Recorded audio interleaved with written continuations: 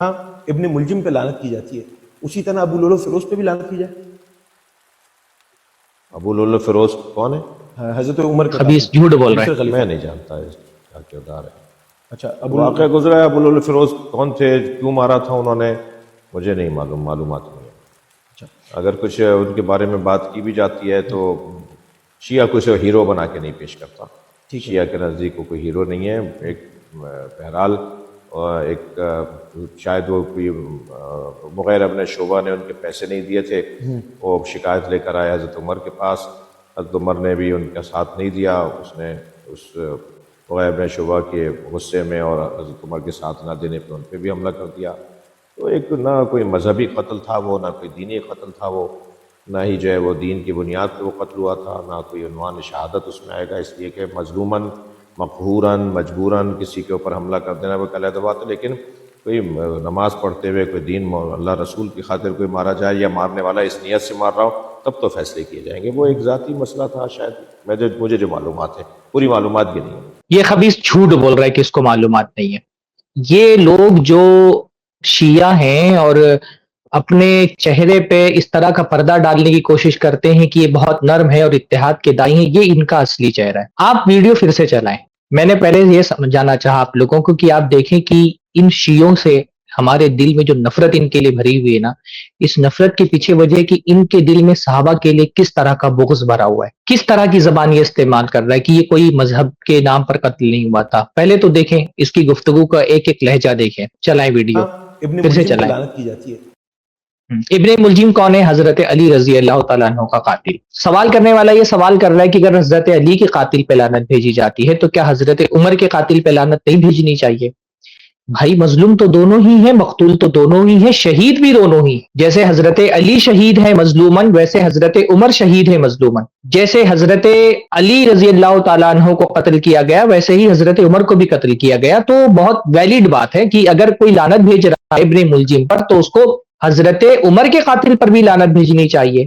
اچھا، یہ جو سوال اس بندے نے کیا وہ اس لیے بھی کیا کہ آپ دیکھیں گے کہ شیعہ مصادر کے اندر ابو لولو فیروز کو ایک بہت بڑا آدمی بنا کر کے پیش کیا جاتا ہے۔ یہ جو حضرت عمر کا قاتل ہے، اس کو بابا شجاع الدین کے نام سے باقاعدہ اس کی ایک مزار ایران میں بنائی گئی ہے، اور شیعہ کتابوں کے اندر دیکھیں گے تو یہ باقاعدہ ابو لولو فیروز کے لیے دعائیہ کلمات کہتے ہیں۔ مجھے یاد آ رہا ہے، میرے پاس ایک نص انشاءاللہ تعالی میں وہ ابھی پروگرام کے آخر میں شیئر کروں گا۔ تو جو سوال کرنے والا ہے اس کے سوال کے پیچھے مقصد بھی یہی ہے کہ شیعہ مصادر میں شیعہ حضرات کے ہاں حضرت عمر کے قاتل کو نیک بنا کر کے، دیکھیے یہ آپ کے سامنے ویکیپیڈیا کا ایک پیج بھی موجود ہے کہ ایران میں کاشان کے مقام پر باقاعدہ حضرت عمر کے قاتل کا ایک مزار بنایا گیا ہے، بلکہ حضرت عمر کے قتل کے دن کو یہ باقاعدہ سیلیبریٹ کرتے ہیں، عید کی طرح مناتے ہیں۔ اور ان کی کتابوں میں یہاں تک بات لکھی ہوئی کہ یہ ابو لولو فیروز نے اہل بیت کا بدلہ لیا تھا، کیونکہ یہ اپنے طور پہ حضرت عمر کے بارے میں جھوٹی بات گڑھ کر کے پیش کرتے ہیں کہ انہوں نے حضرت فاطمہ کے گھر کا دروازہ توڑ دیا تھا یا ان کو تکلیف پہنچائی تھی، تو یہ کہتا ہے کہ اس نے حضرت فاطمہ کا بدلہ لیا تھا۔ یہ شیعہ حضرات کے ان کی کتابوں میں یہ بات لکھی ہے، عوام میں یہ بات مشہور ہے۔ تو جو اینکر ہے اس نے بہت ایک ویلڈ سوال کیا ہے کہ شیعوں کے ہاں ایک طرف ابن ملجم کو آپ لعنت بھیجتے ہیں کیونکہ اس نے حضرت علی رضی اللہ تعالیٰ عنہ کو قتل کیا، دوسری طرف ابو لولو فیروز کی آپ تعریف کرتے ہیں۔ اب دیکھیے بندہ کیا جواب دے رہے ہیں۔ اسی طرح ابو لولو فیروز پہ بھی لعنت کی جائے۔ ابو لولو فیروز کون ہے؟ حضرت عمر کا قاتل، دوسرے خلیفہ۔ میں نہیں جانتا اس کا کردار ہے۔ اچھا واقعہ گزرا ہے، ابو لولو فیروز کون تھے، کیوں مارا تھا انہوں نے، کون تھے؟ تھوڑا سا رکیں اور دیکھیں کتنی عزت سے نام لے رہا ہے یہ، کون تھے؟ ایسے ہی ہاں، یہ جو اتنی عزت سے بول رہا ہے کون تھے، ایک طرف یہ دعویٰ کر رہا ہے کہ میں نہیں جانتا ابو لولو فیروز کون ہے، پھر اتنی ڈیٹیل کے ساتھ بتا بھی رہا ہے کہ کون تھا، کیوں قتل کیا، کون تھے، بلکہ بول رہا ہے اتنی عزت کے ساتھ نام لے رہا ہے۔ آپ دیکھیں کہ یہ ہم جو بار بار اپنی اسٹریم میں کہتے ہیں نا کہ شیعہ کے یہاں جھوٹ ان کے دین کا حصہ ہے، اور دیکھیں گے لائیو کیسے جھوٹ بول رہا ہے۔ گفتگو کے آغاز میں کہہ رہا ہے میں نہیں جانتا کون تھے، اس کے بعد پوری ڈیٹیل بھی بتا رہا ہے۔ گفتگو کے آغاز میں کہہ رہا ہے میں جانتا بھی نہیں کہ تفصیلات کیا ہیں، اور نہیں جاننے کے باوجود اتنا بڑا دعویٰ کر رہا ہے کہ اس نے جو حضرت عمر کو قتل کیا تھا وہ کوئی مذہبی قتل تھا ہی نہیں۔ اگر نہیں جانتا ہے تو خاموش رہتا، بول دیتا مجھے نہیں معلوم ہے۔ जानता भी नहीं है, और जहालत की बुनियाद पर भी इतना बड़ा दावा कर दिया कि इसने जो कत्ल किया था वो कोई मजहबी, कोई दीन की वजह से कत्ल नहीं किया था। ये इनकी खबासत है, ये इनके दीन का हिस्सा है, क्योंकि झूठ बोलना इनके मसलक में, झूठ बोले बगैर चाह रही नहीं है ना। तो ये लाइव झूठ बोल रहा है, एक तरफ कह रहा है मैं नहीं जानता, और दूसरी तरफ पूरी तफसीलात भी बयान कर रहा है। आगे बढ़ाएं। मालूमात नहीं है। अगर कुछ उनके बारे में बात की भी जाती है तो शिया कुछ हीरो बना के नहीं पेश करता। शिया के नज़दीक को कोई हीरो नहीं है।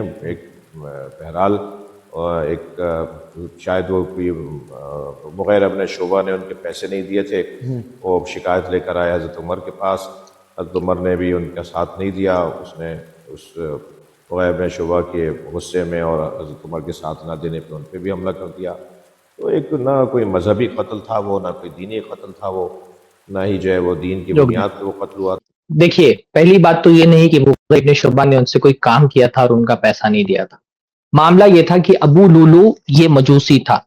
हजरत उमर के जमाने में ईरान फतेह हुआ, तो ईरान फतेह होने के बाद जिन फारसियों को गुलाम बनाया गया उन्हीं में से एक ये भी था, अबू लुलू फिरोज। इसका मुल्क फतेह किया था। फतेह किसने किया था? हजरत उमर रज़ी अल्लाह तआला अन्हु ने किया था। ये कैसे गुलाम बना था? जब इसका मुल्क फतेह हुआ तो इसको गुलाम बना लिया गया। हजरत उमर की पॉलिसी ये थी कि हजरत उमर ये कहते थे कि ये जो नए मफ्तूहा इलाके हैं, इनमें जिन लोगों को गुलाम बुलाया जा रहा है उनको मदीना न लाया जाए, क्योंकि हजरत उमर रज़ी अल्लाह तआला अन्हु को ये बात, इसका एहसास पहले से था कि ये जो मफ्तूहा इलाकों के गुलाम हैं, इनके दिल में बहरहाल मुसलमानों के लिए बुग़्ज़ है, एक नफरत है, क्योंकि इनके इलाके मुसलमानों ने फतेह किए हैं, इनकी तहजीब खत्म कर दी गई है, तो इनके दिल में एक बुग़्ज़ है और ये बुग़्ज़ कहीं ना कहीं से निकल सकता है। तो हजरत उमर रज़ी अल्लाह तआला अन्हु का फरमान ये था कि ऐसे जो मफ्तूहा नए नए इलाके हैं उनके गुलामों को मदीना ना लाया जाए। लेकिन बाज लोगों को हजरत उमर रज़ी अल्लाह तआला अन्हु खास मसलहत कहते स्पेशल इजाजत दे देते थे। हजरत मुग़ीरा इब्न शुबा ने भी हजरत उमर से इस गुलाम के मामले में इजाजत मांगी थी, तो एक स्पेशल इजाजत हजरत उमर रजी अल्लाह तआला अन्हु ने इनको दे दी थी कि तुम अपने मजूसी गुलाम को मदीना में रख सकते हो। मामला ये नहीं था कि मुग़ीरा इब्न शुबा ने इनसे कोई काम कराया था और पैसा नहीं दिया था। मामला ये था कि पहले जमाने में जो गुलाम होते थे ना, उन गुलामों से उनके आका कुछ ना कुछ महसूल लेते थे कि भाई तुम जाओ काम करो और कमा करके तुम्हारा कुछ पैसा मैं, क्योंकि तुम मेरे गुलाम हो, मैं तुम्हारा मालिक हूं, तो माहाना या रोजाना की बुनियाद पर कुछ पैसा मैं तुमसे लूंगा।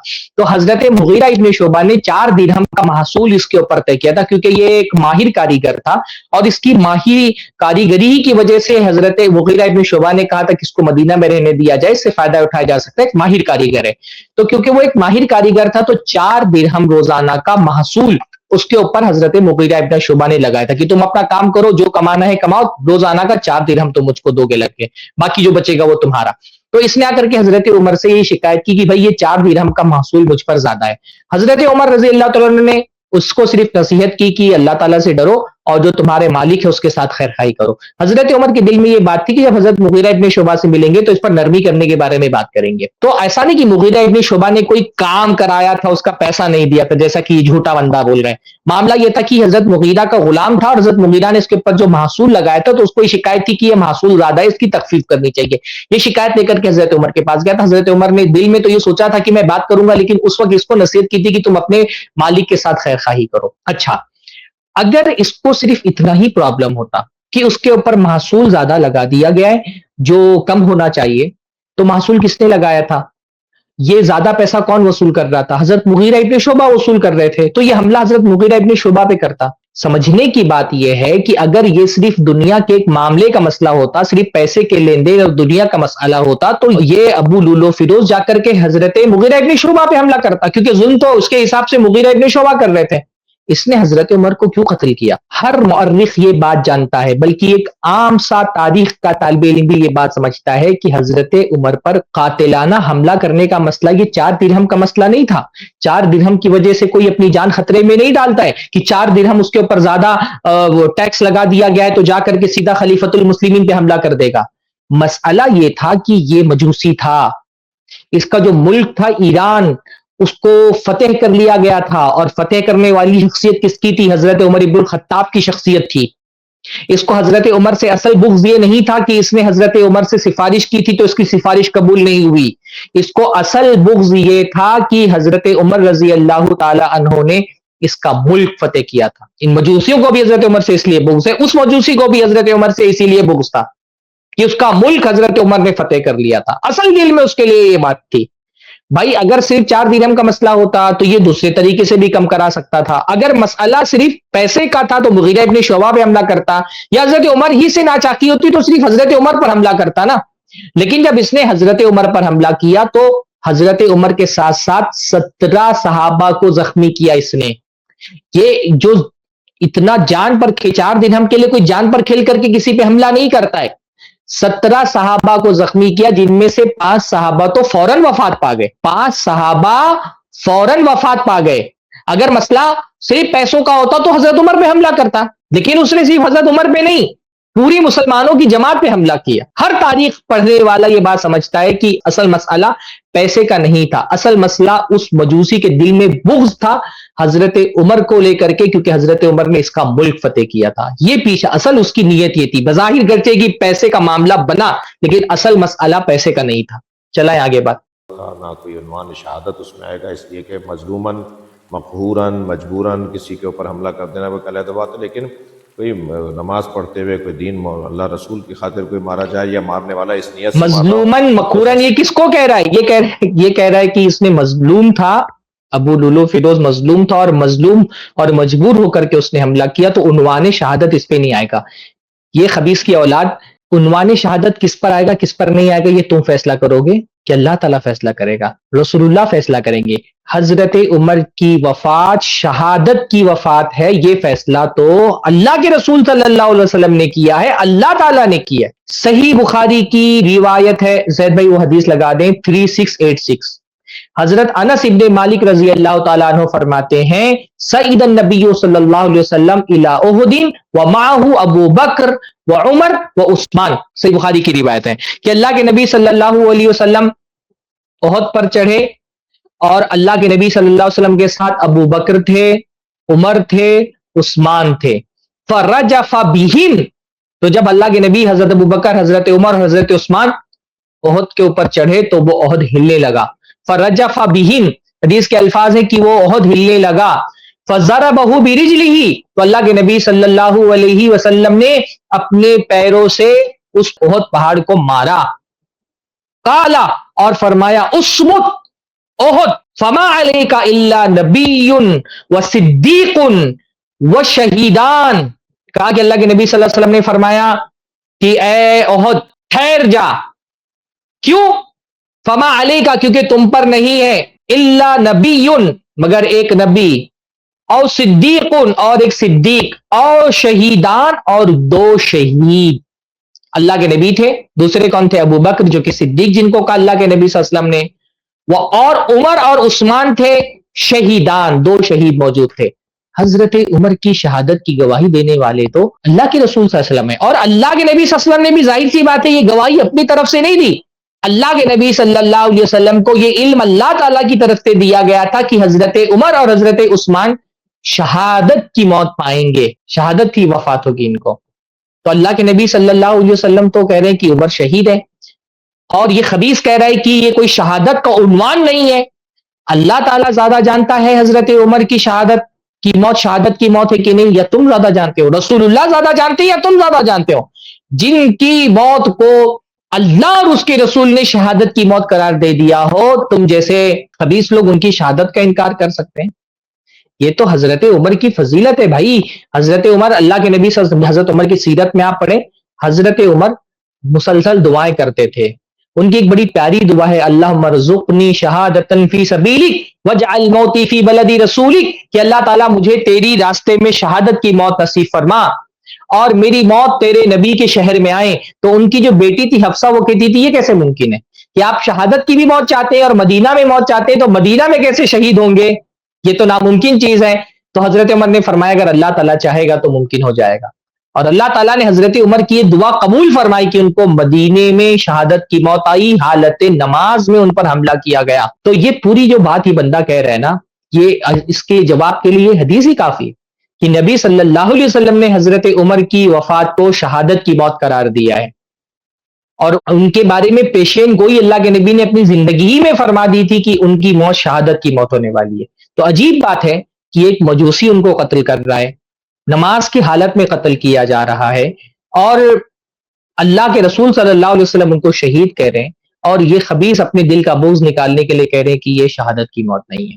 اللہ تعالیٰ ان لوگوں کو ہدایت دے یا ہلاک و برباد کرے جو صحابہ کرام کے لیے ایسا بغض دل کے اندر پال کے رکھتے ہیں، اور وقتاً فوقتاً یہ لوگ نکالتے رہتے ہیں۔ اس لیے جن لوگوں کو یہ محسوس ہوتا ہے، جو لوگ ان کی حقیقتوں کو جانتے ہیں نا، ان کے دل میں کبھی بھی ان رافضیوں کے لیے محبت نہیں ہو سکتی۔ یہ جو تحریکین سے محبت کرتے ہیں نا، ان کو اس لیے محبت ہے کیونکہ ان تحریکیوں کے دلوں میں صحابہ کے لیے کوئی محبت نہیں۔ جو صحابہ سے محبت اور ان رافضیوں سے محبت ایک دل میں جمع نہیں ہو سکتی۔ جی چلا دیں مکمل۔ سے مار رہا ہوں تب تو فیصلے کیے جائیں گے۔ وہ ایک ذاتی مسئلہ تھا شاید، مجھے جو معلومات ہے، پوری معلومات بھی نہیں۔ پورا وقت سنانے کے بعد یہ بدبخت کہتا ہے کہ مجھے پوری معلومات بھی نہیں۔ پوری بات بتا رہے اپنی طرف سے، فیصلہ بھی سنا دے رہا ہے کہ وہ موت شہادت کی موت نہیں تھی، اور آخر میں کہہ رہا ہے مجھے پوری معلومات بھی نہیں۔ تو یہ جھوٹے ہوتے ہیں، جھوٹ یہ بے ساختہ ان کی زبانوں سے جھوٹ نکلتا ہے۔ بس اتنی سی بات مجھے کہنی تھی بارے میں۔ شکریہ، بارک اللہ فیک۔